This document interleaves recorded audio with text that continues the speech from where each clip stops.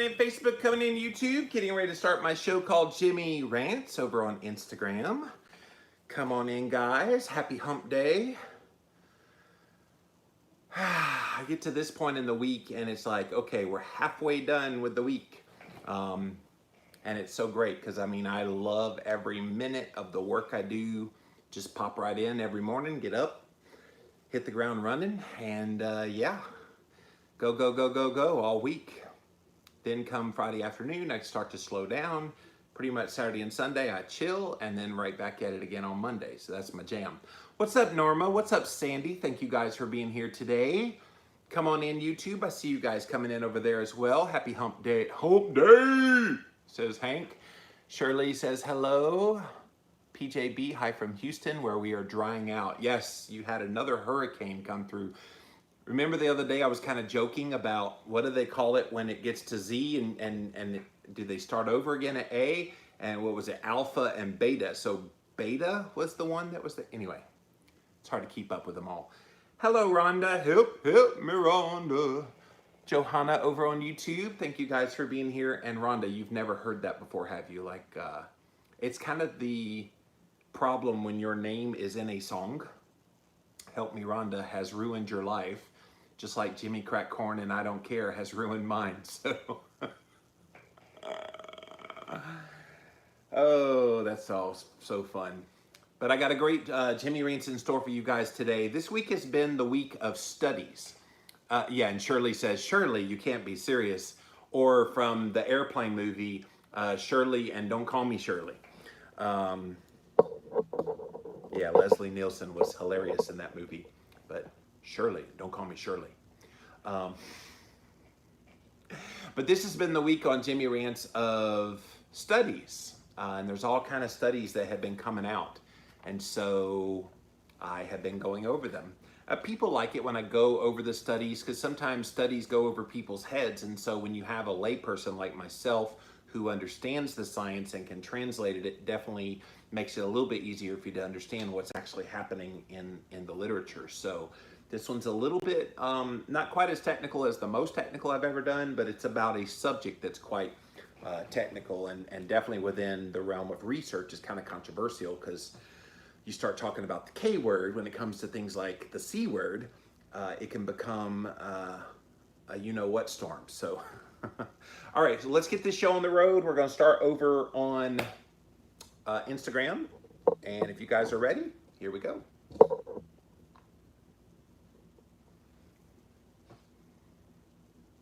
New research is saying that we need to be considering the ketogenic diet for brain cancer. Find out the details here on Jimmy Rants today. Click on that little box down there in the corner. It'll take you straight to IGTV for today's episode. JimmyRants.com is the website, and as always, you can engage live in the content. Come over to Instagram. That's where all the fun is. Check it out over there. I am at Livin' Low Carb Man, LIVINLOWCARBMAN.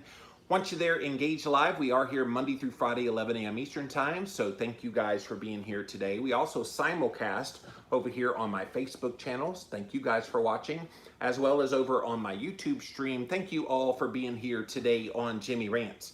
If you missed the live, you can watch it on replay over here on IGTV. As soon as this is over, we throw it right up onto IGTV. And thank you to all my replay viewers. I see you out there. Hundreds of you are watching this the day that it releases. So you might not be here when I go live, but you are here later on in the day. And I really appreciate you watching on IGTV. I also appreciate all the people that watch on YouTube. We put the replay over there as well. Just type in a keyword, Jimmy Rants, you will find the show. And speaking of YouTube, it is Wednesday. So the Wednesday edition of the Livin' La Vida Low Carb Show, that's my podcast that I've had out there for a million years. My guest today is this guy named Ben Azadi. You might know Ben. He has this branding called Keto Camp. So had an engaging conversation with him about the work he's doing, about what inspired him, his father dying of a chronic disease that he could have prevented with keto. And so really, really heart-touching story. But we went into all kinds of subjects really deep. So go check out Ben Azadi. That interview is now up as a Jimmy Rants bonus episode over on YouTube. Go check that out. as well as on the Live and La Vida Low Carb Show podcast, which will air later today, llvlc.com or wherever you listen to podcasts. And then finally, you guys, pop on over to the official website for Jimmy Rants. It's at jimmyrants.com. And while you're there, you can see all the past episodes there, but you can also show your support for what we're doing here. I've been sharing a lot of studies this week. I got another study to share with you here today. If you like getting like translation of studies and all kinds of information, I want to keep going with this, but I need your support. So go support through monthly donation with the Patreon link or through a one-time donation with the PayPal link. All of those links, you guys, are at jimmyrants.com. Okay, guys, so yes, this week has been the week of studies. I've been sharing all kinds of studies since Monday, and today is no different. I got another study to share with you, and today's is about one that a lot of people ask me about all the time. Is keto good for cancer?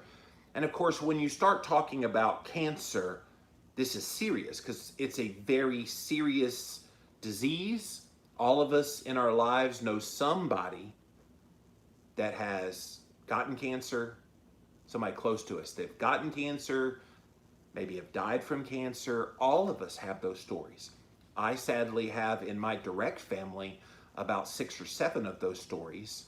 In my extended family of like church and community organizations and things like that, we're talking many dozen. So it's a killer, it's a plague on our society. And so back to that question that people ask me often, they're like, well, Jimmy, is keto the answer to cancer? And it's a tricky question because not all cancers are glycolytically demanding. In other words, not all cancers feed on sugar, glucose. Now, there's this thing called the Warburg effect. So the Warburg effect, this guy, Otto Warburg, actually came up with this idea that we're feeding cancers with sugar, and if you starve the cancer cells, the tumor, with of sugar, then they can't feed, and so then they'll die off. That was his theory, and he actually won a Nobel Prize for that. Did you know that? Now, we told this story in my book, Keto Clarity, about Otto Warburg and the Warburg effect, but this has been well known for many years. The problem with Warburg's theory is it doesn't apply to every single cancer. And the problem is they don't know what cancers are exclusively glycolytically demanding and glucose fed. And there's actually a few cancers that are ketone fed. So going on a ketogenic diet would be very bad in those circumstances. And so you've got researchers who have been trying to dance around this, and there's somewhat of an ethical question when you start talking about cancer and doing therapies, nutrition therapies on people with cancer, because if it's the wrong therapy, they will die sooner. And so there's somewhat of an ethics issue there. But what we have seen when it comes to cancer are animal-based models and a few very small clinical studies. And speaking of Keto Clarity, in my book, in the back of the book, we listed some of the things we have solid science for, some of the things that we have good evidence for, and then the things that we have emerging evidence for. And I wrote this back in 2014. And on the cancer side of things, this was one of the emerging areas of science, was the cancer. That was the very first thing I listed. And Nora Gedgaudas said there, a ketogenic approach is the single most effective dietary treatment for any and all forms of cancer. Again, science hasn't fully borne that out, but it has definitely been good for a lot of the ones they've tested. And other immune-related illnesses, you rob cancer of its needed fuel source, which is sugar. You rely on ketones and free fatty acids instead, which cancer cannot use. You can create an internal and epigenetic environment conducive to keeping cancers under control and even preventing them from being able to get a foothold in the first place. With a growing level of environmental toxicity and skyrocketing cancer rates, this particular way of eating could be just the preventative plan for the foundational approach for all. So that was a moment of clarity quote from Keto Clarity from my friend Nora Gedgaudas, and we go into great detail in that little section all about the Warburg effect and some of the other research that's out there from people like Dr. Thomas Seyfried has also been looking at this from Boston College Eugene Fine did this thing called the RECHARGE study, the reduced carbohydrate against resistant growth tumors. All of those studies on humans, by the way, very, very small. And they get into it in this paper I'm going to read from today. And if you're just joining us, we're about to read from a paper that was published in the journal Current Nutrition Reports. And this was back in July 27th of this year, 2020, that looks at, let's have a review of the possible uses of a ketogenic diet with this thing called malignant glioma. So gliomas are these brain tumors, and malignant means there's no cure. There's nothing they can do about them. So if these people are going to die anyway, if these people really have no drug, no nothing that can actually help them, don't we want to at least look at any option that might save their life or extend their life? And I think we do. And because of the Warburg effect, because of what Nora Gitgout has said in my book, Keto Clarity, we should be considering the ketogenic diet. It's amazing to me that within research circles, the ketogenic diet is a dirty word. And yet we know that it has so many therapeutic uses in the body for a variety of reasons: hormone control, inflammation reduction. I mean, I could go down the line of all these great benefits that ketosis helps people with.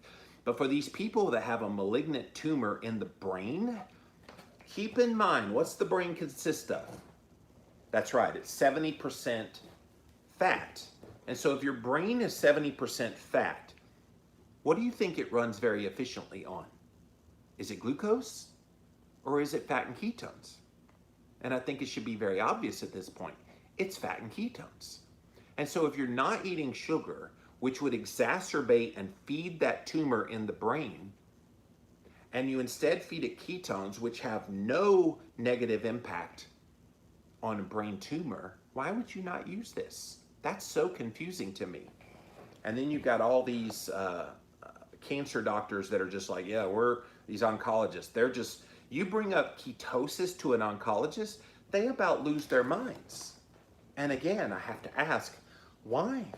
Especially when a patient is malignant, when their tumor is malignant. It's not gonna go away. There's nothing you can do for them. Yeah, you can give them chemo, you can give them all the things, but if it's malignant, it's pretty much a death sentence eventually. So why not consider keto? Which is what this paper I'm about to read you says. So again, this was published in the Current Nutrition Reports. That's a medical journal, July 27th, 2020. The name of the article, Ketogenic Diet for Malignant Gliomas, a Review. The researchers are Jonathan Thomas and Errol Veznedroglu, Veznedroglu. All right, so let me read from it. Abstract. Purpose of the review. In this review, we examine the postulated mechanisms of a therapeutic effect of ketogenic diets in the treatment of gliomas. We review all the completed clinical trials, and we discuss further directions in the field. So the recent findings, cancers including gliomas are characterized by a derangement in cellular metabolism. In vitro and animal studies have revealed that dietary interventions that would lower your glucose levels and the glycolytic pathways in gliomas, in other words, those pathways where the glucose would get to the tumor, may have a therapeutic effect. Early trials in patients with malignant gliomas have shown feasibility, but are not robust enough yet to demonstrate clinical applicability. This is the problem, guys. Like, we have a theory that's out there. And the theory is if you cut the carbohydrates, the source of glucose, to a cancer tumor, and especially one of the brain, you're gonna starve that tumor. And if you starve that tumor, what does the tumor do? It stops growing.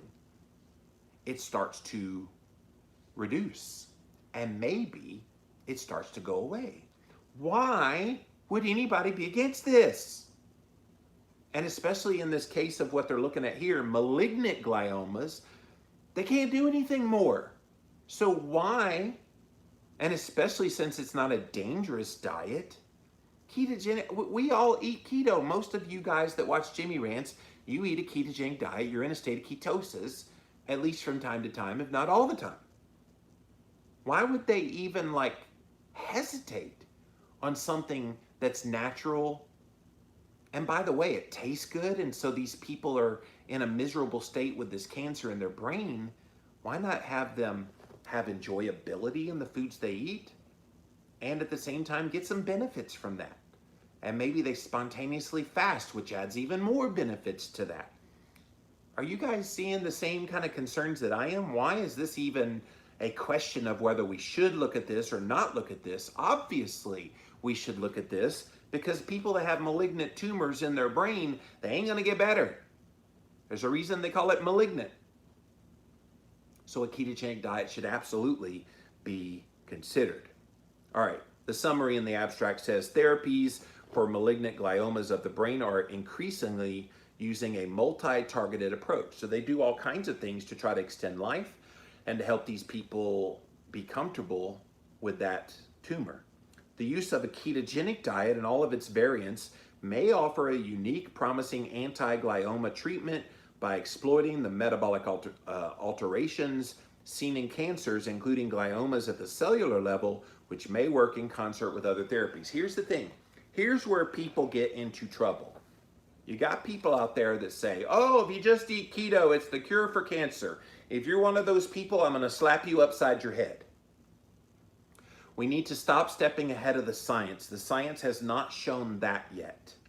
What the science has shown, at least in the limited human trials and in the animal studies, which we're going to look at in this paper, what it has shown is that a ketogenic diet in conjunction with other therapies, including chemotherapy, can be an effective measure. And what we've seen specifically with ketogenic diets is the need for ketotherapy is significantly less. So whereas you would normally have a specific dose of chemo administered to these patients, because they eat keto and you shut down some of that glycolytic pathway, they don't need as much chemotherapy. So let's not pretend like that keto is the answer to cancer. It most certainly is not. But as a baseline before any other therapies are even started, I think we need to be considering putting people into a state of ketosis.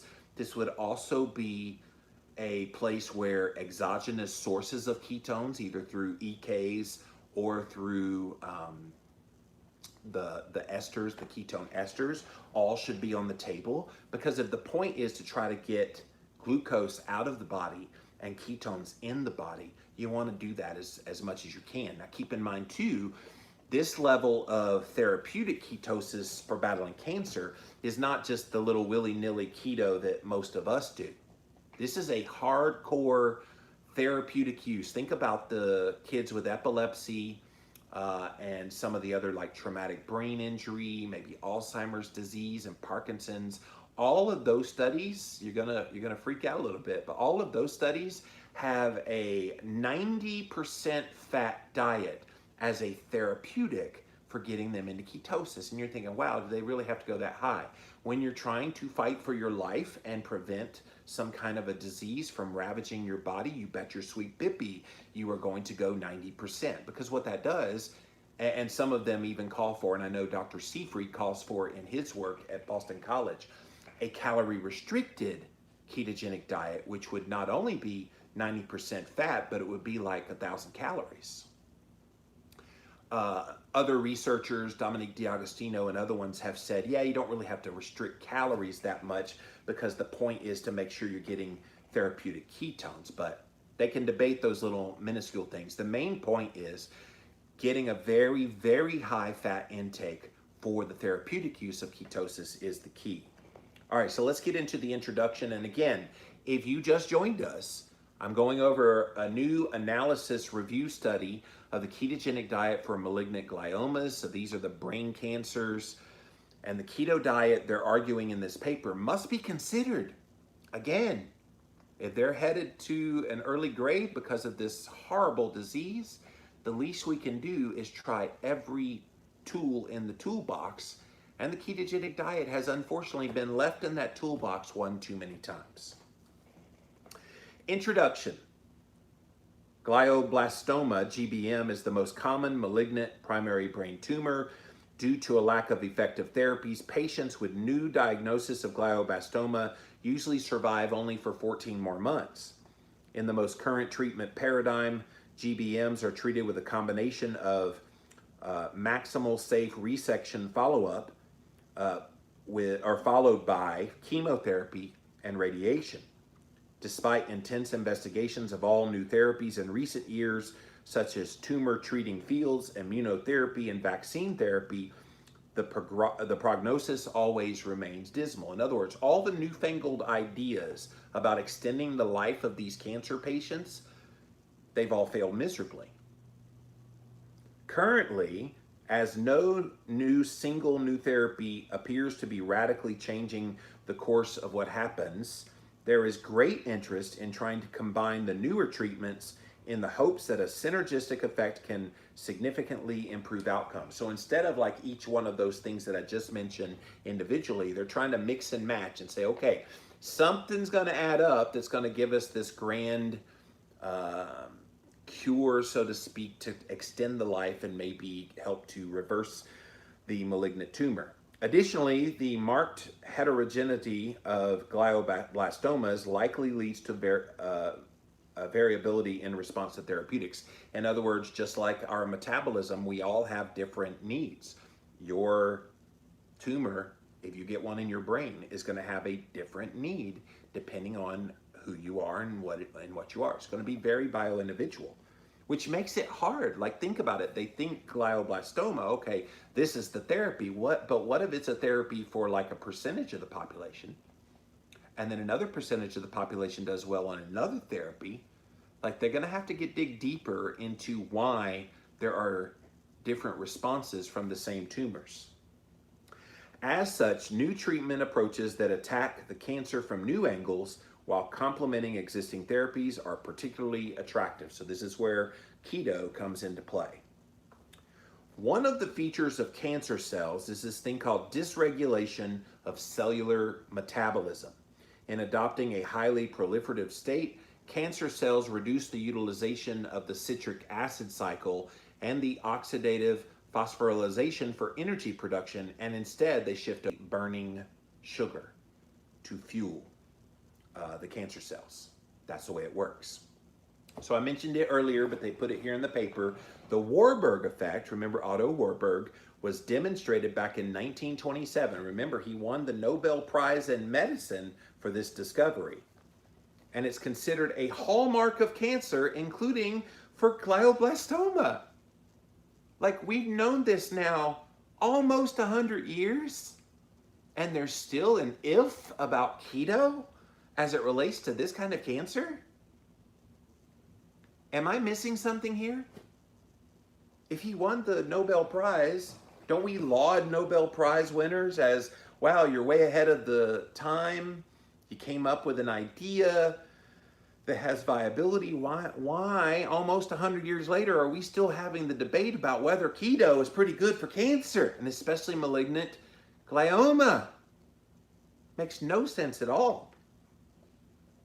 Keto is an attractive therapeutic target, and there have been numerous efforts to exploit this across many cancer types.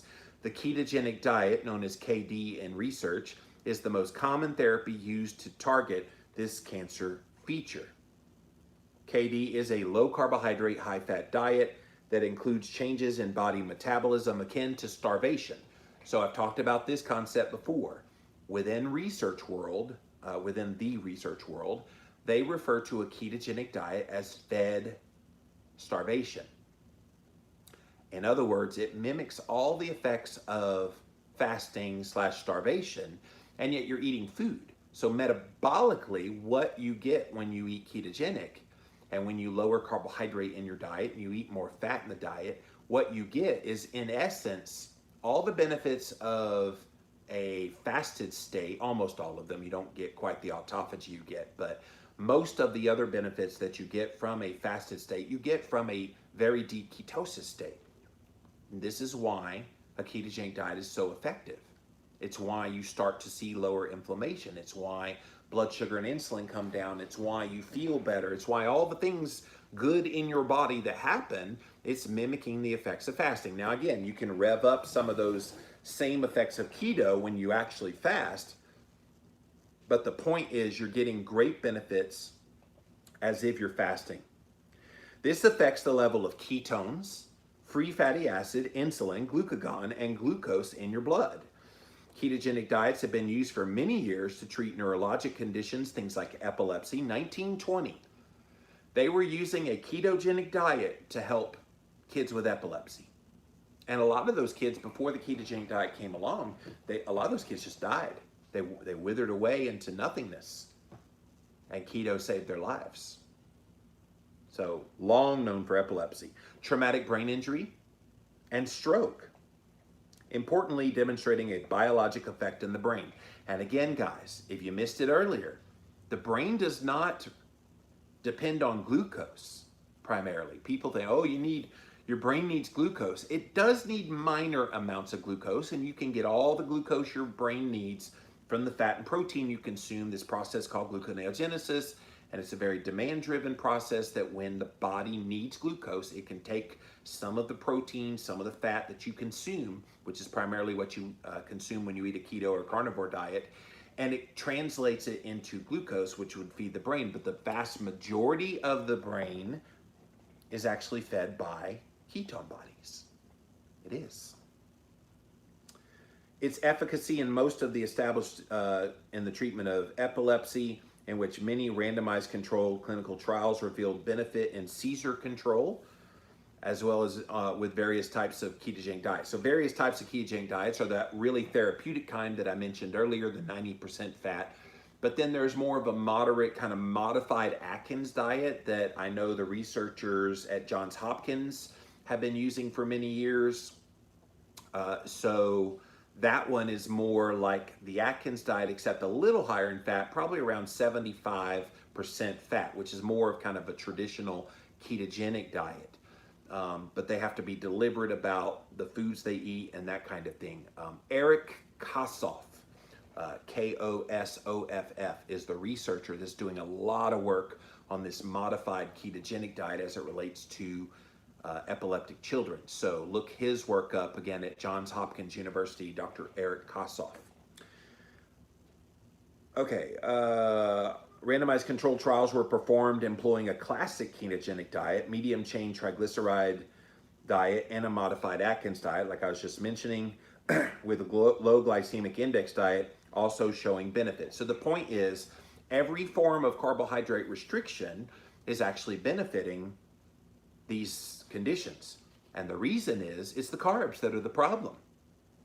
This is nothing new to most of you that watch my show, but if this is new information to you, carbohydrates are really at the root of a lot of the issues that people tend to deal with when it comes to chronic disease, not the least of which is cancer, which is what we're talking about here today. And so that includes the so-called healthy ones too. Like people are like, well, I get lots of fiber from those grains that I eat. Okay, yeah, but you're getting a you-know-what load of glucose spiking carbohydrates. So the more you can minimize carbohydrates, which is why carnivore is so appealing to so many people, it's eliminating all those things. And why even mess with it? If you can eat meat and be satisfied and get all the nutrition you need and feel good, why would you even mess with even the so-called healthy carbohydrates? All right, so what about the pathways and the mechanisms as to why the ketogenic diet works? Ketogenic diets raise blood ketone bodies in the serum, which is your blood, and lowers the utilization of glucose. That makes sense. When you stop eating sugar and you stop eating carbs, which is what you do on a ketogenic diet, your ketones are going to go up. Why wouldn't the blood glucose come down? Think about that for a moment. People are like, oh, well, when my glucose go down, when my ketones go up, and I'm thinking, okay, think logically about that. What are ketones and what is glucose? They're energy sources, right? So when one energy source goes up, the other one's going to go down. So when you eat carbohydrates, what goes up? Glucose. What comes down? Ketones. So then the inverse of that is true as well. When you cut carbohydrates and you get more into a ketogenic state, what goes up? The fuel source is ketone bodies. So then what must logically come down? Blood glucose. I mean, it makes sense when you kind of spell it all out, but people can't wrap their heads around that in the moment. Ketone bodies are then used as substrates in the citric acid cycle, as well as the oxidative phosphorylation of the mitochondria. Along the lines of the Warburg effect, it is thought that the gliomas are more reliant on glucose and glycolysis than normal brain tissue. In other words, this tumor is actually not only feeding on the sugar, it's loving the sugar. And so it's going to eat it up and continue to grow. So again, this is a call for why maybe cutting the sugar and the other sources of glucose in the body down through a ketogenic diet can actually help with this glioma. And therefore may be susceptible to target energy deprivation with lower glucose levels. So again, you're trying to starve that tumor in your brain. And because your brain is very glycolytically demanding when it has a tumor in there, it actually feeds very well on ketones. So your brain will function quite well on ketones, and the tumor won't. Isn't that the goal? Aren't we trying to starve a tumor if it's in your brain? Yes. Again, I have to ask, why is this not like already being done? Why did there have to be a paper written about something that seems so obvious? Several studies have noted ultrastructural abnormalities in GBM mitochondria with aberrant or absent Crista E and defects in membranes, including alterations in the composition of these things called cardiolipins, an important lipid in the inner membrane. These mitochondrial abnormalities suggest a compromise in the mitochondrial function of oxidative phosphorylation, which uses reduced cofactors to yield adenosine triphosphate, that's the ATP, remember that's the source of energy, via oxygen carriers. Consequently, a fermentive state such as glycolysis would need to be utilized to a greater extent in order to meet the cellular energy demands. The high lactate concentrations of GBMs again suggest increased dependence on glycolysis. I hope you're getting this. Like everything that makes that tumor viable is all dependent on getting fed by glucose. And so again, anything that would reduce the glucose would benefit that cancer. In addition to glucose, other fermentive fuels used may include glutamine for glutaminolysis, a process which also helps to regenerate antioxidants to reduce susceptibility to reactive oxygen species and generate byproducts aiding in cellular proliferation. So that's good. Although that also is an argument for why some proteins may also be problematic when it comes to this. So putting all the focus just on the glucose and then forgetting about the amino acids, and in this case, glutamine, if that's actually providing a benefit, then that'd be a good thing. So it's kind of interesting they're pointing that out.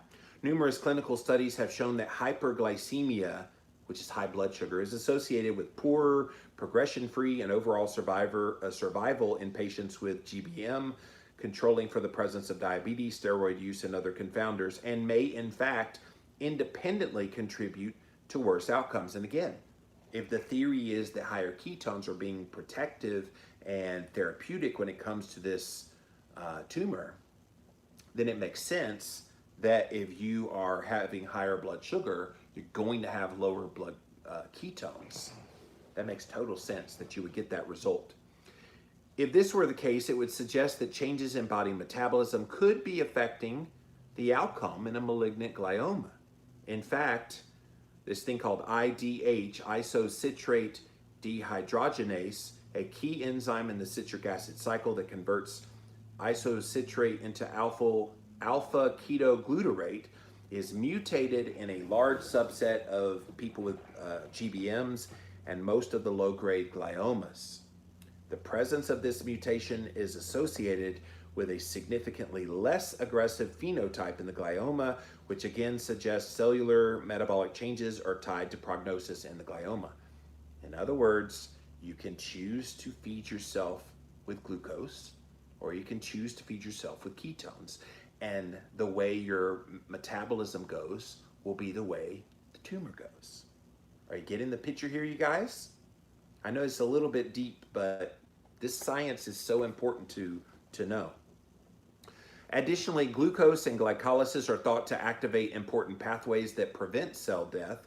Overactivity of AKT PIK3 mTOR results in a proliferative state and is an important route that cancer cells like to exploit.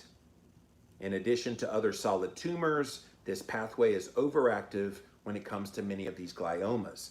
Glucose and glycolysis may activate the tyrosine kinase AKT via the prevention of activation of this thing called BAX, a apoptotic protein. Easy for me to say. In this manner, diets that reduce glucose and glycolytic activity may have this anti-proliferative effect on the cancer, independent of the Warburg effect. So they're showing you all the ways that it's not just starving the cancer of the glucose, it's also what are you feeding to replace that glucose with, which is why the ketones are so important.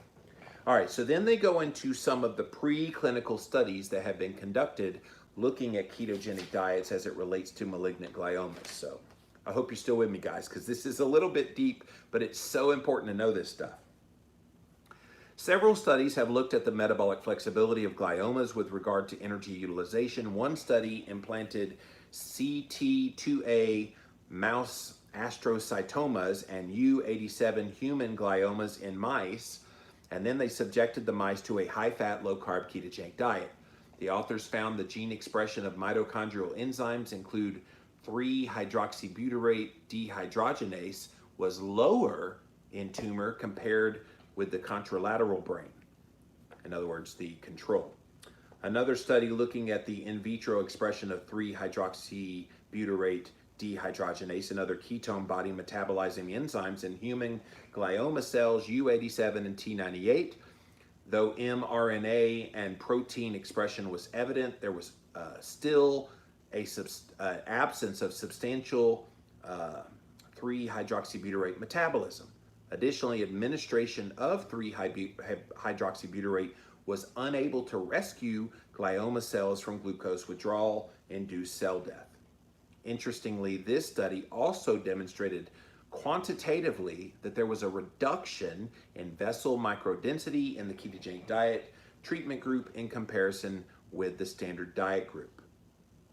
So they saw with keto, these mice, the tumor shrunk. However, not all studies have supported the hypothesis that glioma cells cannot harness ketone bodies as a metabolic substrate. This is what I was warning you about at the very beginning. Keto is not the answer for cancer. If you're one of those people in the keto community saying that, shut up, because you're so wrong. You're stepping ahead of the science. The science has not shown that.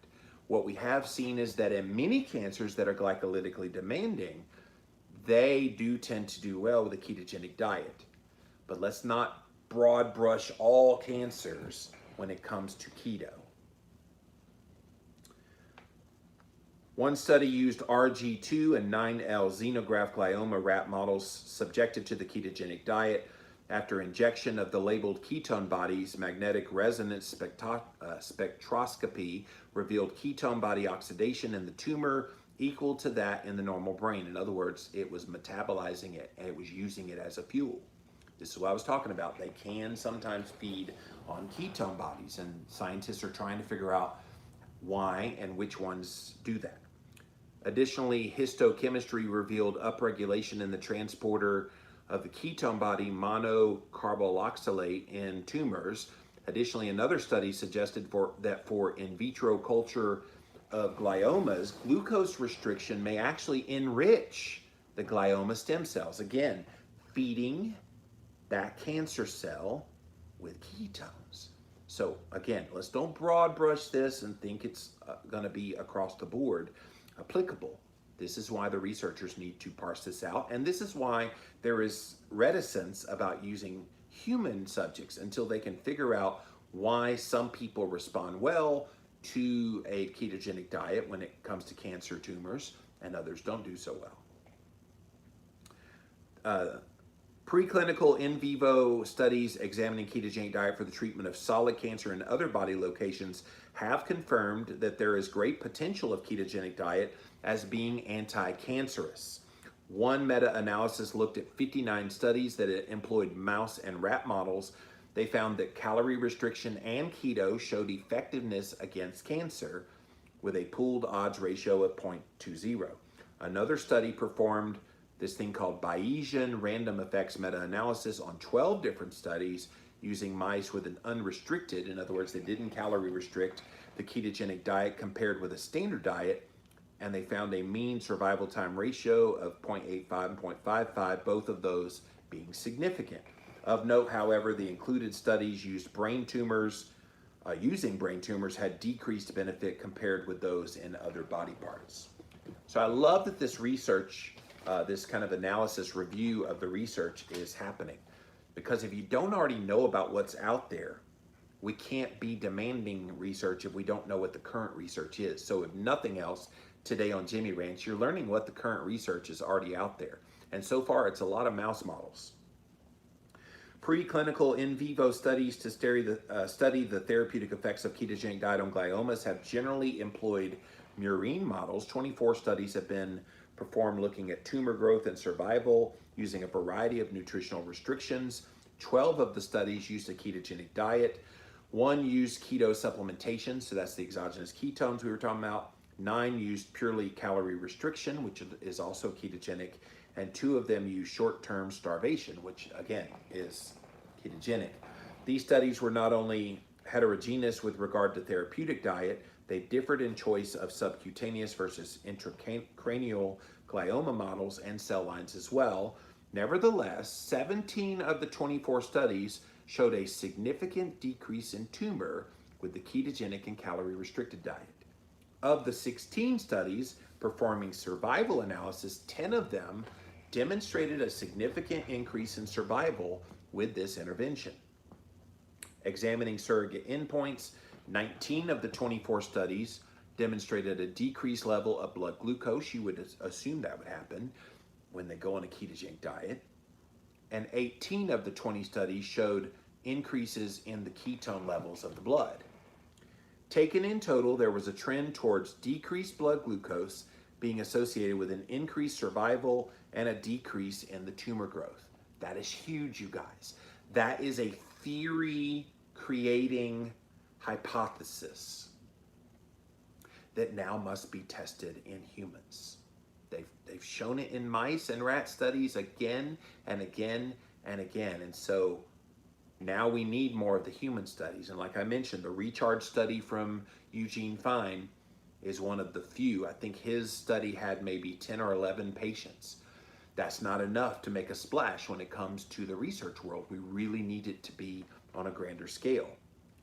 Preclinical studies have also looked at potentiating effects of ketogenic diets with other glioma therapies such as radiotherapy. Remember, it's not keto alone, it's a conjunction with things like chemotherapy.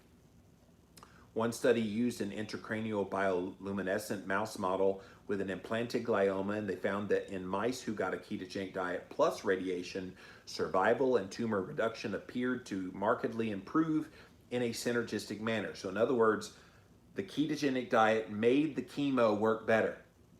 And I've talked to many people on the Live and La Vida Low Carb show that are cancer experts that say just that keto enables them to go through radiation, but not as much of it, so they don't get the negative effects. And then the radiation, not only less of it, but then it works more efficiently. So you get this kind of double whammy with that synergistic effect, combining a ketogenic diet with the radiation. The ketogenic diet alone therapy provided only a modest benefit. Other anti-glioma therapies may be potentiated as well. In another study complementing a clinical study, nude mice with implanted U87 gliomas received the VEGF inhibitor. It's called bevacizumab, an agent often employed in the treatment of recurrent GBM. The mice were placed either on a standard diet or on the ketogenic diet. The mice in the that big long B word again, that combined it with ketogenic diet had prolonged survival and a trend in reduction in the tumor volume by an MRI that did not reach significance. The ketogenic diet alone did not provide a survival benefit in this study. All right, so that's all the preclinical studies. What about clinical studies? Preclinical models demonstrating the promise of ketogenic diets as a general cancer treatment have now prompted human clinical trials. So we're going to see where this has been used. In one systematic review, 13 studies were identified that examined endpoints of progression-free survival and overall survival, including 2 of them were randomized controlled trials. Though limited by small numbers, 4 of the trials showed beneficial effects from the therapy. With regard to malignant glioma, anecdotal reports hinted at a potential therapeutic potential. One of the first reports of possible efficacy involving 2 pediatric patients with malignant astrocytomas who were started on a ketogenic diet. Subsequently, blood glucose decreased and then was accompanied by a 20 to 30-fold increase in their serum ketones. 20 to 30-fold. So let's see. If they started, let's just say 0.2, and then 20 to 30 fold. So 20 would be 4.0 on the blood ketones, and 30 would be 6.0. That's a significant increase in your blood ketones. FDG PET scans indicated a 22% average decrease in glucose uptake at the tumor site. So they showed demonstrably the tumor isn't getting fed as much glucose as it was. One patient exhibited symptomatic improvement. In other words, they weren't feeling well and then suddenly they were. That's awesome. While there is a dearth of clinical trials assessing the anti-glioma effect of ketogenic diets to date, there have been several feasibility studies completed. And this is the beautiful thing, and they show them in table 1 up here, the various ones that have been used. One called the Ergo trial in 2014, had 20 patients. They used a low-carb ketogenic diet over 5 weeks, and then they followed up at 32 weeks. The Woodhouse study in 2019 for newly diagnosed gliomas with the modified Atkins diet, 97% stayed in the study. That's huge. It's a 2-year survival rate of 28%. Remember, they usually die within 14 months, so 2-year survival rate of over a quarter of them. That's huge. The Vanderloo 2019 study about newly diagnosed GBM was a liquid ketogenic diet plus MCT, and it lasted for 55 weeks. And then the Keating trial of newly diagnosed GBM, 12 patients in that one, and modified ketogenic diet with MCT over 14 weeks, and they're at 67 weeks total now.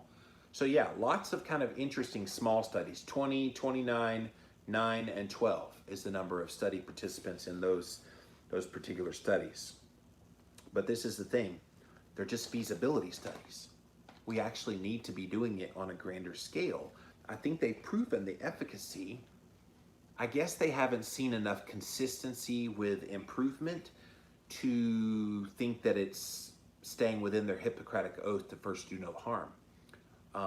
That's the only thing I can think of that would keep them from making this on a grander scale. And plus, you're also talking about cancer patients. They're all over the place. It's kind of hard to get cancer patients to maybe fly into one particular central location. So that would be another kind of limitation of having more patients in a trial. In the Ergo trial, 20 patients with recurrent GBM were given a low-carb ketogenic diet. 3 of the patients discontinued the diet because they didn't tolerate it well. In the remaining 17, serum ketosis was achieved in 12 of the 13 patients. Median PFS was only 5 weeks, and then median survival from enrollment was 32 weeks. Though blood ketones were achieved, glucose levels were not significantly lowered. They used this thing called dexamethasone, or use of that increased during the treatment, which may have blunted the glucose lowering effect. So I assume that's one of the cancer adjunct kind of medicines, and it does mess with it. This is the problem when you're looking at this issue of cancer. They're using all kinds of therapies trying to help these patients survive. And so in the midst of that, some of those drugs don't come without consequences. And so that's something to be considered in this discussion as well. In another feasibility trial, a modified Atkins diet was employed alongside standard radiation and temozolomide. After initial diagnosis, 29 patients were enrolled. Numerous glioma types were included. Successful ketosis was achieved in all the patients, and the diet was well tolerated, with only one patient having to abort the therapy. The diet was modified as needed by a dietitian in order to make sure they got into a state of ketosis. 25 patients had reduction of BMI with the therapy. For the survival in those who had glioblastoma, 2 patients were excluded for insufficient follow-up. Of the remaining 17 patients, 2-year survival rate, this is the one I was talking about a while ago, 26.7%, which was in line with expected survival using standard therapy. So I guess they're saying, okay, well, this is what we would see normally, a almost 27% survival rate if we just use the standard therapies. So did you really show that there was efficacy with keto? That's the question researchers are mulling over. A third feasibility study enrolled 9 patients who were undergoing initial standard chemoradiation and administered them to an exclusively liquid ketogenic diet. What are you doing? Just mainlining MCT oil?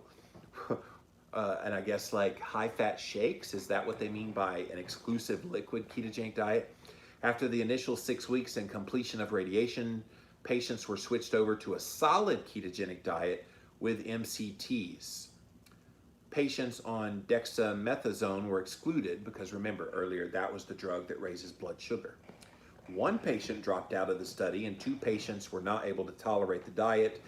Adequate ketosis, which they call from a therapeutic state for this study, over 3 millimole, was reached in all of the remaining patients. The small numbers preclude any analysis of therapeutic effect, but the median survival was 12.8 months, which is lower than what's expected with the standard of care, which is 14.6 months. Despite the patients being generally young, on average 53.8 years old. However, all the patients were IDH wild-type glioblastoma, which carries a median survival that is half of normal glioblastomas. So the fact that they went 12.8 months, they should have only gone 7.3 months. They're celebrating they gave them about 5 to 6 more months of life. Quality of life was also assessed at baseline during the study and at the conclusion with a standard EORTC form and a coping questionnaire. The exclusion of patients taking that drug we talked about incurred significant selection bias, likely tilting to more favorable outcomes. In the assessment, some gastrointestinal complaints persisted throughout the study. Well, yeah, if you're mainlining MCT oil, you're going to have some gastric distress. So that's kind of the problem. I wonder if instead of MCTs, they could have used ketone esters or used exogenous ketones and gotten a similar effect that the MCTs did. But again, when these studies were conducted, I don't know if those were quite ubiquitous like they are today. A fourth feasibility study, remember going over all the clinical studies, the Keating study was a randomized prospective pilot study and enrolled GBM patients who were ready to undergo standard chemoradiation. The enrolled patients would be randomized to either a modified ketogenic diet or a ketogenic diet with MCTs. Out of 42 eligible patients, only 12 of them enrolled, and among the enrollees, 2 withdrew prior to the study beginning, and 6 of the remaining 10 got out before the 3-month primary endpoint was reached. 3 patients completed the 12-month intervention in the follow-up study involving interviews of eligible patients and their caregivers. The authors determined all the considerations were an important factor in limiting enrollment. The authors suggested a 6-week rather than 3 months dietary intervention might be more feasible if they're going to do this in the future. So despite the lack of any prospective trials with sufficient patient numbers to detect an effect, there are many trials ongoing, with 3 trials recruiting currently and another 3 that are active. You can go check them out, clinicaltrials.gov. I'm sure if you put in ketogenic cancer as keyword searches, you'll find them. Okay, so they're hoping that those studies bring greater clarity to the ketogenic diet and the treatment of glioma. Okay, ongoing areas of study. Some clinical studies are enrolling patients with newly diagnosed gliomas, while others are recruiting patients with recurrent gliomas, as well as GBMs. Each of these patient groups provide different advantages when they look at them in a clinical study. In patients with recurrent gliomas, recruitment might be easier, and the ketogenic diet as a monotherapy can potentially be employed, allowing direct assessment of the intervention. That would be interesting. Rather than looking at the synergistic effects with chemotherapy, let's see what ketogenic does by itself in that patient population. It's kind of like COVID-19 and the whole hydroxychloroquine, zinc, and azithromycin. If you get the patient early enough when they get the virus, then that can deal with it. But once they get hospitalized and it's too far progressed, that therapy doesn't work anymore. Same goes for the ketogenic diet. Used alone at a certain point in the development of the tumor, could it be used as a singular monolithic way to treat it? That would be interesting if they could get that study done. However, recurrent gliomas will have undergone highly variant treatments, and this can result in disparate responses as well as limiting the generalization. In the study of newly diagnosed gliomas, the tumors are uncontaminated by treatments other than surgery, and any dietary intervention would have to be given alongside chemoradiation. Fortunately, based on the animal studies, ketogenic diets appear to function best as a complement to other therapies rather than supplanting them altogether. In further studies that aim to investigate therapeutic effect, PFS will be an important endpoint. It may more directly measure objective biologic effects of the therapy, whereas OS in GBM can be affected by numerous factors such as choice or efficacy of a second-line therapy. All right, let's see. A central impediment in assessing for clinical effect is the variance in the dietary intervention that's used in each study. It limits the ability to pool data and draw any conclusions. The optimal diet would have to have the right balance of toleration of ketosis and glucose levels. Again, the goal is to get the glucose down and the ketone bodies up. For instance, ketogenic diet with strict caloric restriction may not be appropriate in some patients with glioblastoma, who often struggle with poor nutritional intake. So hunger, satiety starts to kick in. You want to give them enough food to feel good, but not so much food that maybe you lose the effects of the ketosis. In some of the feasibility trials, adherence was difficult, even with intense supervision of the diet. The modified Atkins diet appears to be better in adherence when it comes to epilepsy, but it's unclear what the optimal carbohydrate amount ideal for anti-cancer treatment would be. To me, if you've got it and you're trying to be therapeutic, why have any carbohydrate in there at all? Now, some people would say, well, it adds variety and it helps to make it more palatable, blah, blah, blah, blah, blah. But I wonder if it's only causing more problems because you have to try to figure out how much carb. How about no carb and just make it heavy fat with moderate protein? I don't know. Makes sense to me. The appropriate length of the dietary intervention needs to be determined on an individual basis. Although several of the clinical studies demonstrated patients were able to continue their diet beyond the prescribed intervention period, one study suffered from significant patient dropout and suggested that they need a shorter intervention period.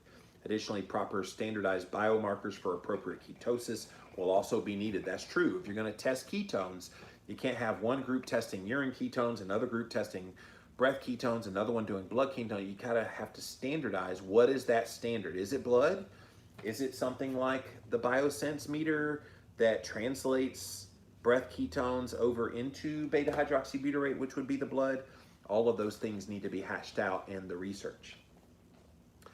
The use of dexamethasone, which is that drug in cancer, can greatly palliate the neurologic symptoms related to gliomas, but can interfere with dietary interventions trying to be ketogenic and lowering blood glucose. Strictly excluding patients who are on this drug from trials certainly would be a selection bias, and not allowing this to be used during trials could result in a higher dropout or poorer results. Consequently, elucidating the relationship of this on anti-cancer effects of ketogenic diet is an important area of future investigation. I wonder, yeah, they did a future study looking at patients on that drug and then easing them off of it while easing them onto keto, would there be benefit? And could they say, if they get the results they think they will, that you can switch people off of that drug and put them onto ketogenic as a replacement? Would be worthy of looking at. And again, it's a reminder, these drugs don't come without side effects and consequences. And the side effects and consequences include messing with your blood sugar, which then messes with your hormones, which, oh yeah, by the way, starts messing with the tumor that's in your brain. It may be that dexamethasone in smaller amounts might be sufficient to give the neurologic symptoms and not conflict with the diet. For example, in immunotherapy trials for GBM, dexamethasone is limited to smaller doses, but not excluded entirely. The interaction between the ketogenic diet and the molecular landscape of gliomas also needs to be better elucidated. More and more cancer treatment is being directed by the molecular and the genetic characteristics of the tumor. Specifically in glioblastoma, it would be important to know whether the ketogenic diet has a differential effect depending on the various mutations and the status of the tumor. So as mutant gliomas have disruption of the citric acid cycle, an important component of oxidative phosphorylation, ketogenic diets could potentially have a greater effect in the subset of gliomas. In one of the clinical trials, the overall survival results were disappointing after dietary intervention, but all of the patients had a very aggressive form of GBM. Perhaps ketogenic diets are more effective in the milder versions of GBM. So we're finally at the end, you guys. Thanks for sticking with me on this long study, but it's so important to know this information. Conclusion: ketogenic diets and all of its variants offer an attractive potential therapy for gliomas.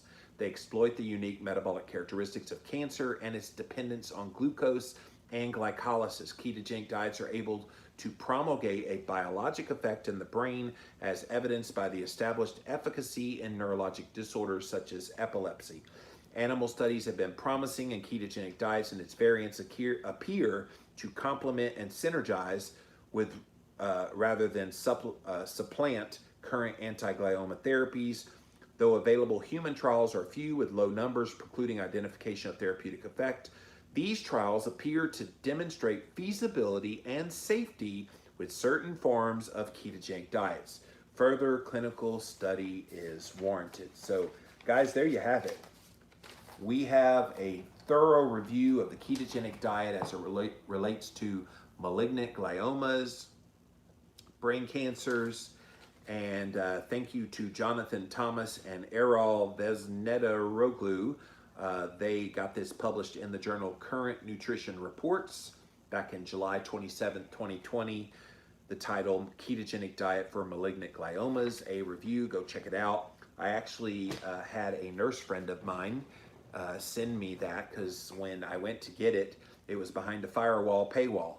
And I said, I know you're interested in these kinds of subjects. And so she printed it out for herself, paid for it, and then sent me a copy so I could share it with you guys here today on Jimmy Rants. All right, I'm interested in seeing what you guys have to say about this. Is this an interesting study to you?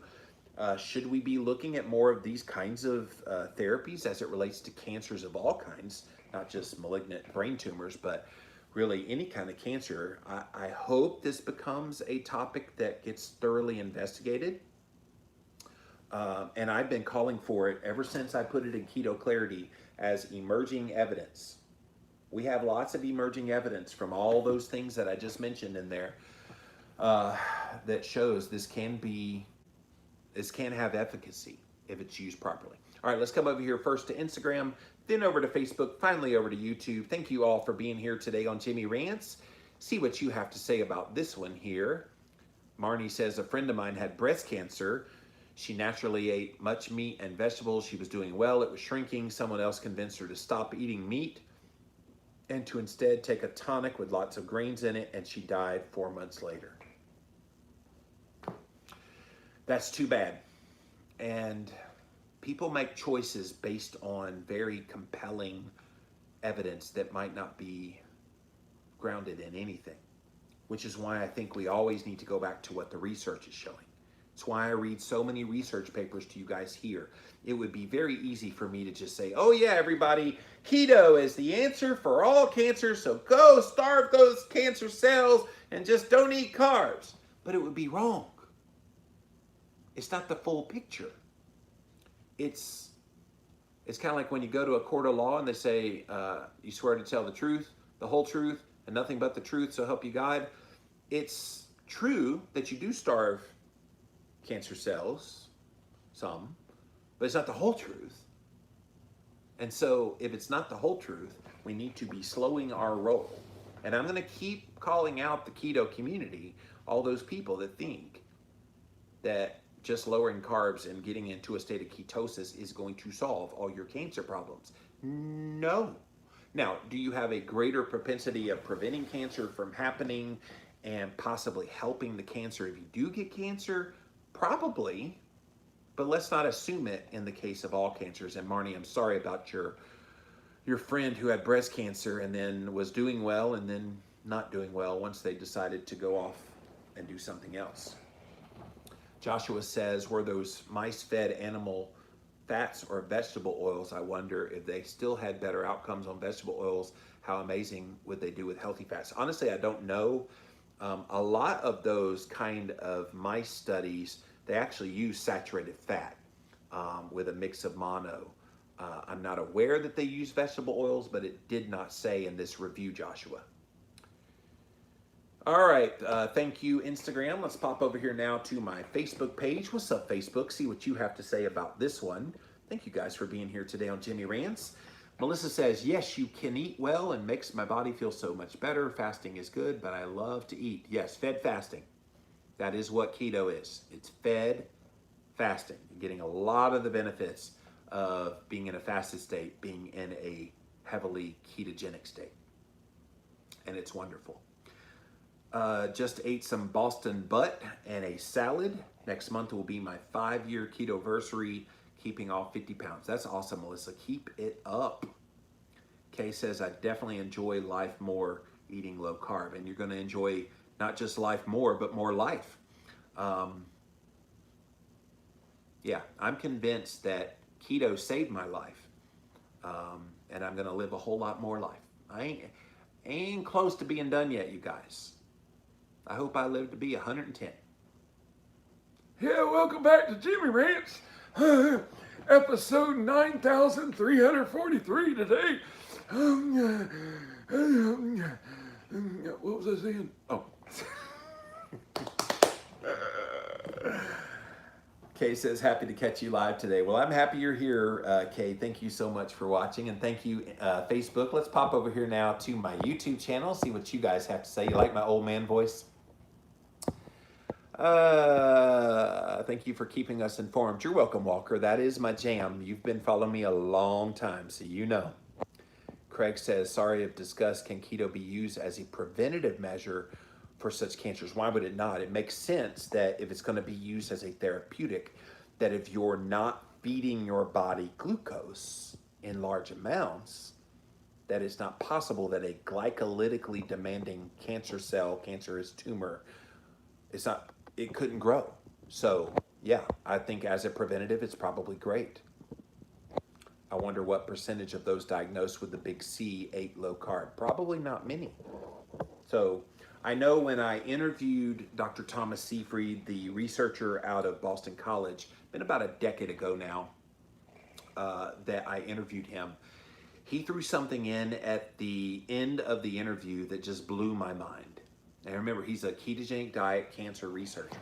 He said, if you want to prevent cancer, this is his words, guys, not mine. If you want to prevent cancer, then go on a 7 to 10 day distilled water and salt only fast. Now, later on, I tried to figure out what the distilled water was about. And he's like, well, most of the waters are contaminated and could cause some things to happen in the body. So if you get distilled water, then it basically gets all of that out of there. But I assume if you get any kind of cleaner water that doesn't have any chlorine and all that other stuff in it, that probably works as well. But it was interesting, 7 to 10 days, just once a year, a 7 to 10 day distilled water with salt fast.